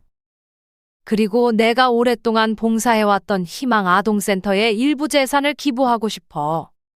미영이 관심 있게 물었습니다. 희망 아동센터? 그곳에서 봉사활동을 했었니? 응, 퇴직하고 나서 일주일에 2번씩 아이들에게 책을 읽어주는 봉사를 했어. 그곳 아이들 대부분이 저소득층 가정이라 도움이 많이 필요해. 센터도 시설이 낙후되어 있고. 제 눈앞에 그 작은 아동센터의 모습이 떠올랐습니다. 형편이 어려운 가정의 아이들이 방과 후에 모여 공부하고 놀던 곳. 컴퓨터는 오래되어 자주 고장났고 책장에 책들도 낡아 있었습니다. 하지만 아이들의 눈빛만큼은 항상 반짝였습니다. 그래, 그곳에 기부하는 건 정말 의미 있는 일이겠네. 미영이 미소 지으며 말했습니다. 난 그 아이들에게 책을 읽어주면서 많은 위안을 받았어. 아이들이 이야기에 빠져들 때의 그 순수한 표정, 질문을 할 때의 호기심 가득한 눈빛. 그것이 내게는 큰 기쁨이었지. 미영은 계속해서 여러 법적 선택지를 설명해 주었습니다. 장학재단을 설립하는 방법, 기부금의 세금 혜택, 신탁 설정의 장점 등. 저는 모든 내용을 꼼꼼히 메모하며 들었습니다. 그리고 마지막으로 내 노후를 위한 계획도 세워야 해. 고급 실버타운 입주를 고려하고 있다고 했지? 응, 푸른 숲 실버타운을 알아보고 있어. 거기는 다양한 활동 프로그램도 있고 의류 서비스도 좋다고 하더라고. 미영이 고개를 끄덕였습니다. 그곳은 평판이 좋아. 입주금은 좀 비싸지만 시설과 서비스는 최고 수준이야. 모든 계획을 세우고 필요한 서류들을 준비하는데 몇 시간이 걸렸습니다. 마지막으로 미영이 물었습니다. 이 모든 계획 정말 확신해? 아들이 알면 많이 반발할 텐데. 저는 단호하게 고개를 끄덕였습니다. 확신해. 이제 내 삶의 가치는 나를 이용하려는 자식보다 진정한 도움이 필요한 아이들에게 있어. 평생 교사로 살아오면서 아이들의 성장을 돕는 것이 얼마나 보람된 일인지 알게 되었으니까. 변호사 미영과 재산 관리 계획을 세우고 약 한 달이 지났을 때였습니다. 저는 정기적으로 희망 아동센터에서 봉사활동을 하며 새로운 일상을 만들어가고 있었습니다. 아들은 차용증에 따라 첫 달 상환금을 납부했고 저와의 관계는 형식적이지만 예의는 지키는 수준으로 유지되고 있었습니다. 그러던 어느 날 오후 갑자기 초인종이 울렸습니다. 문을 열자 아들이 서 있었습니다. 오랜만에 사전 연락 없이 찾아온 그의 모습에 잠시 당황했습니다. 어머니, 안녕하세요. 갑자기 찾아와서 죄송합니다. 아니야, 들어와. 거실로 안내했습니다. 아들은 어색하게 소파에 앉았습니다. 평소보다 비교적 단정한 차림새에 어떤 목적이 있어 보였습니다. 차 한 잔 줄까? 네, 감사합니다. 차를 준비하며 저는 아들의 갑작스러운 방문 이유를 짐작할 수 있었습니다. 무슨 일인가 필요한 게 있을 때만 찾아오는 패턴이었으니까요. 차를 내오며 물었습니다. 무슨 일로 왔니? 아들은 차를 한 모금 마시고 말했습니다. 어머니, 사실 회사 일 때문에 왔어요. 요즘 사업이 잘 되고 있어서요. 그래? 다행이구나. 네, 지난번에 어머니께서 도와주신 덕분에 신규 계약도 따내고 이제 사업을 더 확장할 기회가 생겼어요. 그의 말투에서 어디로 흘러갈지 예상할 수 있었습니다. 저는 아무 말 없이 차만 마셨습니다.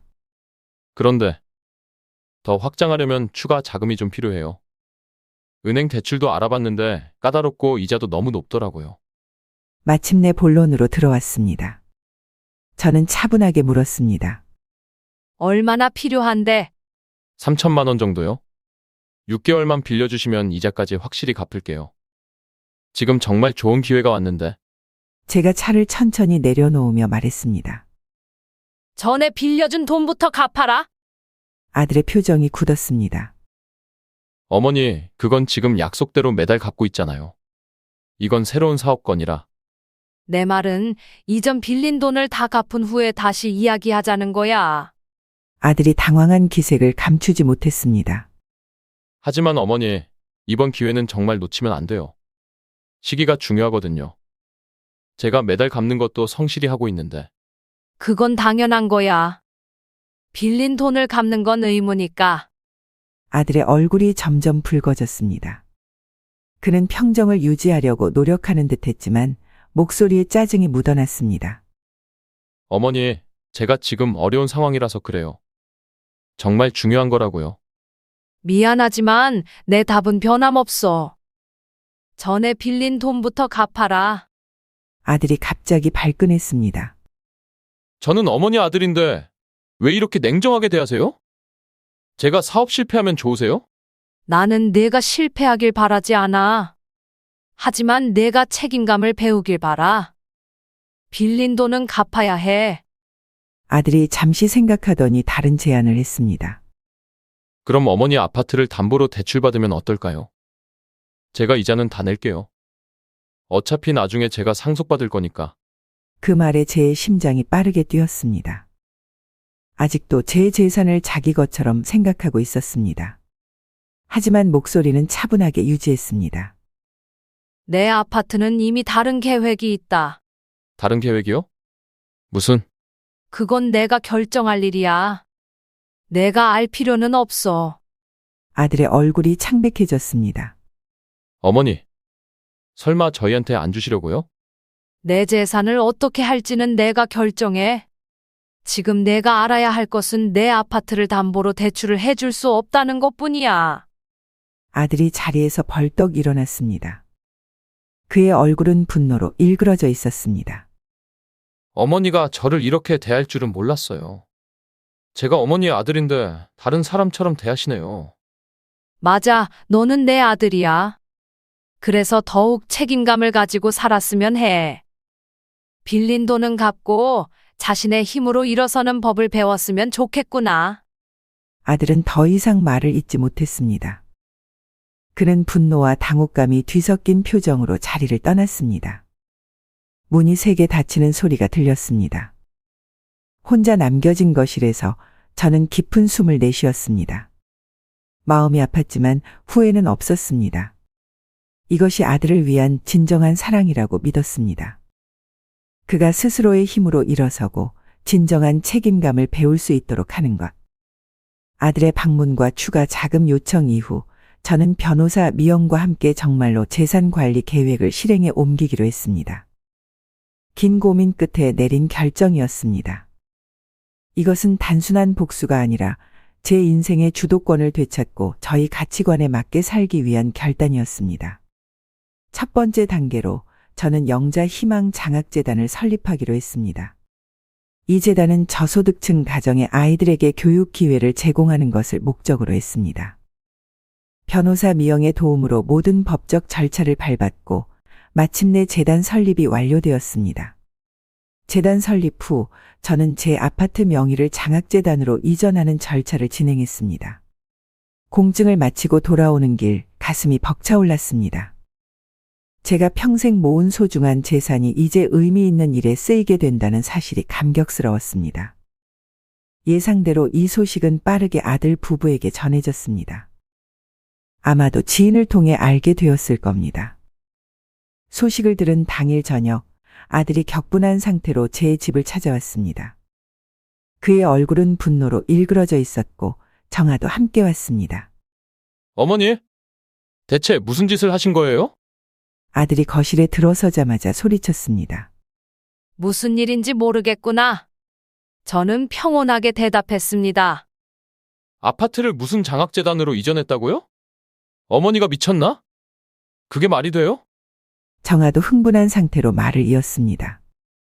어머니, 어떻게 그럴 수 있어요? 그건 우리 가족의 재산인데. 제가 미소를 지으며 대답했습니다. 내가 법적으로 내 이름으로 가진 내 재산이야. 누구도 넘볼 수 없고 누구에게 줄지 결정하는 건 나 혼자야. 하지만 어머니, 그건 제가 상속받아야 할 재산이에요. 어떻게 아무 상의도 없이 그런 결정을 내릴 수 있어요? 아들이 격앙된 목소리로 말했습니다. 상의? 너희가 언제 나와 상의했니? 내 아파트를 우리 아파트라고 부르고 내가 죽기도 전에 리모델링 계획을 세웠던 그때? 아니면 내가 교통사고로 병원에 누워있을 때 골프장에 가 있던 그때? 아들과 정아는 잠시 말문이 막힌 듯 했습니다. 제가 그 모든 것을 알고 있다는 사실에 놀란 것 같았습니다. 어머니, 그건 오해예요. 저희는 단지 정아가 변명하려 했지만 제가 말을 끊었습니다. 오해가 아니야. 너희 둘 다 내 재산만 바라보면 나를 존중하지 않았어. 이제 나는 내 방식대로 인생을 살기로 했을 뿐이야. 하지만 장학재단이라니요? 왜 하필? 아들이 여전히 이해할 수 없다는 듯이 물었습니다. 나는 평생 교사로 살았어. 아이들의 교육은 내게 중요한 가치야. 이 재단을 통해 형편이 어려운 아이들이 꿈을 이룰 수 있도록 도울 거야. 그게 내 인생의 의미라고 생각해. 아들 부부는 한동안 아무 말도 하지 못했습니다. 그들은 제가 이렇게 단호하게 나올 거라고 예상하지 못했던 것 같았습니다. 첫 번째 단계가 성공적으로 이루어진 후 저는 두 번째 단계로 넘어갔습니다. 변호사 미영을 통해 아들에게 빌려준 돈을 상환하라는 내용 증명을 발송했습니다. 이미 작성한 차용증에 따르면 월별 상환 일정이 있었지만 아들은 최근 2달 동안 상환을 미루고 있었습니다. 내용 증명이 발송된 다음 날 정아에게서 전화가 왔습니다. 그녀의 목소리는 울음기 섞인 채 떨리고 있었습니다. 어머니, 어떻게 이럴 수 있어요? 내용 증명이라니? 제가 차분하게 대답했습니다. 정아야, 빌린 돈은 갚는 게 당연한 거야. 가족이라고 해서 그 원칙이 바뀌는 건 아니지. 하지만 어머니, 저희가 지금 정말 어려운 상황이에요. 시간이 좀 필요해요. 날 돈으로만 생각했으면서 왜 돈 문제로는 눈물을 흘리니? 그때 너희에게 내 존재는 중요하지 않았잖아. 정아는 잠시 말을 잇지 못했습니다. 제 말이 그녀의 마음에 깊은 상처를 준 것 같았습니다. 그때는 정말 바빠서. 나도 그 마음 알아. 너희가 바빴던 것처럼 나도 이제 내 삶을 위해 바쁘단다. 빌려준 돈은 2주 내에 모두 상환해 주길 바래. 그렇지 않으면 법적 절차를 진행할 수밖에 없어. 통화가 끝난 후 정아는 아들과 함께 다시 한번 제 집을 찾아왔습니다. 이번에는 전과 달리 훨씬 누그러진 태도였습니다. 어머니, 저희가 빌린 돈은 모두 갚겠습니다. 시간을 좀 주시면. 아들이 겸손하게 말했습니다. 2주 안에 모두 갚아주길 바래. 그게 어렵다면 분할 상환 계획을 다시 세우자. 하지만 그 계획은 반드시 지켜야 해. 결국 아들 부부는 2주 안에 빌린 돈을 모두 상환하기로 합의했습니다. 그들은 친구들에게 돈을 빌리고 일부 자산을 팔아 돈을 마련했다고 했습니다. 돈을 받은 날 저는 깊은 안도감을 느꼈습니다. 이것은 단순히 돈을 돌려받은 것 이상의 의미가 있었습니다. 그것은 제 인생의 주도권을 되찾았다는 증거였으니까요. 아들 부부로부터 빌려준 돈을 모두 돌려받은 후 저는 세 번째 단계의 계획을 실행에 옮겼습니다. 이미 영자 희망 장학재단을 설립했지만 이제 구체적인 장학 프로그램을 만들고 싶었습니다. 변호사 미영과 함께 세부 계획을 수립했습니다. 영자 선생님 장학금이라는 이름으로 제가 평생 가르쳤던 학교의 학생들 중 형편이 어렵지만 열심히 공부하는 아이들을 지원하기로 했습니다. 매년 3명의 학생에게 대학 졸업 때까지 학비와 생활비를 지원하는 프로그램이었습니다.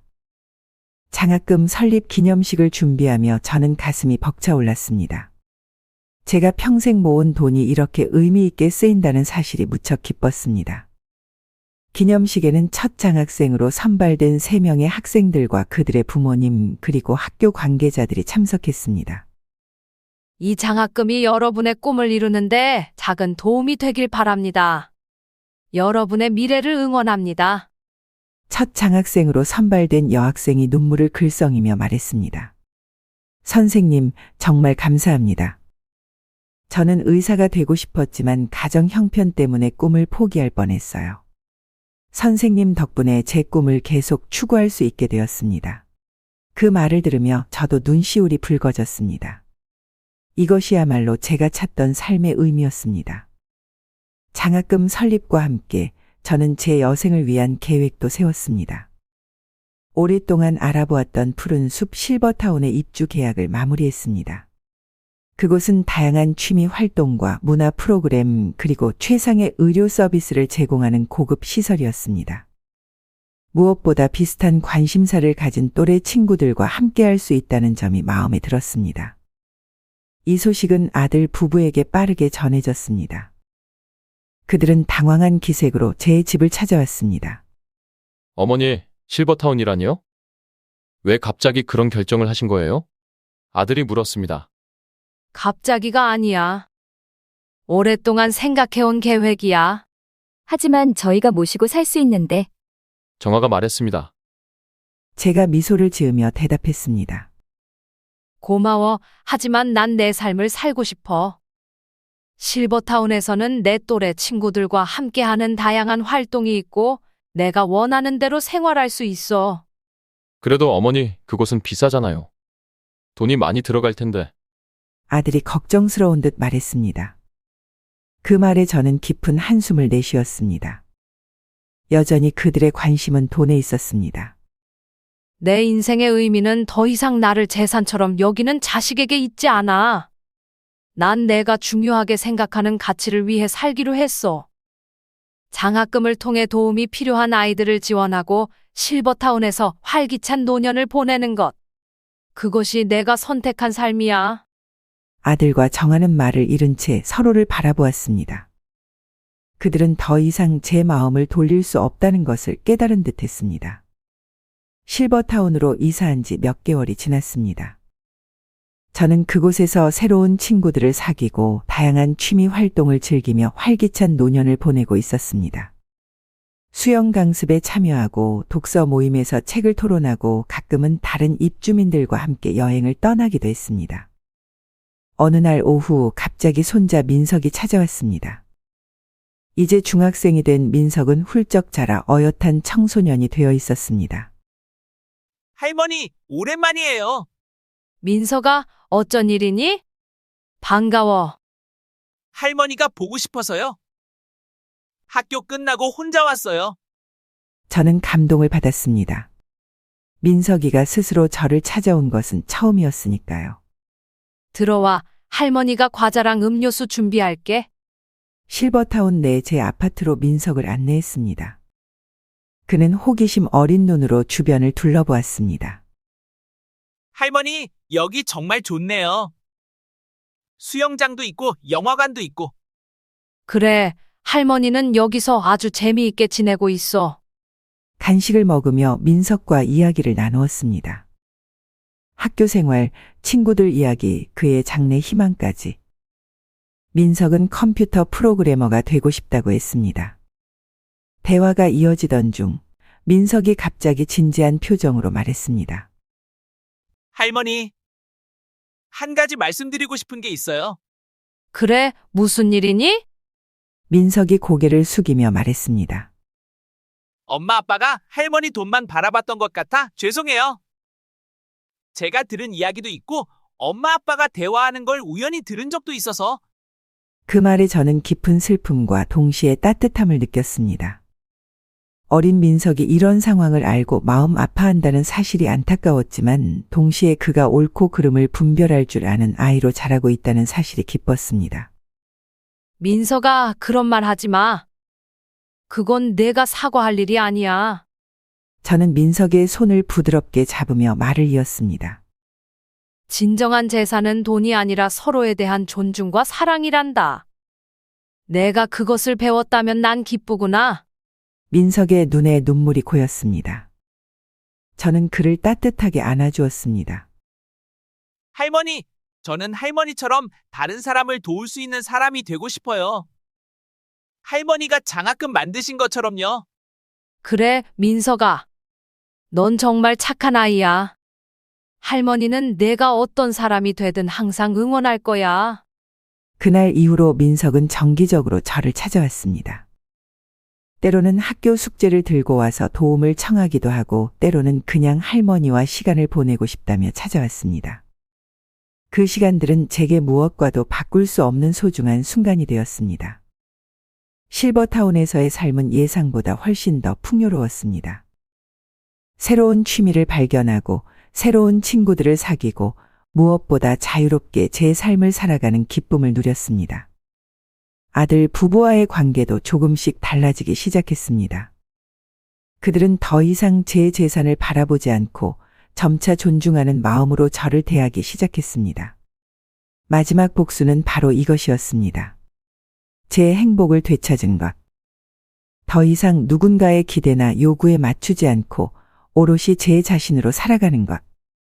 그것이야말로 진정한 승리였습니다. 실버타운 창문 너머로 보이는 저녁 노을을 바라보며 생각했습니다.